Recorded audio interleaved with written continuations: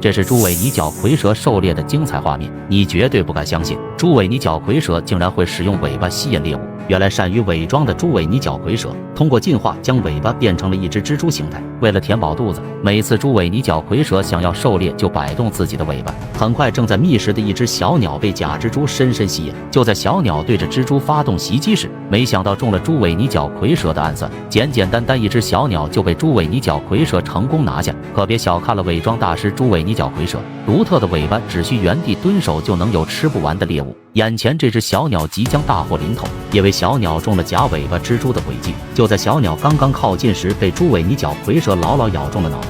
好在这只小鸟的求生欲非常之强，一番努力之后，成功保住了自己一条小命，只留下一脸懵逼的猪尾泥角蝰蛇。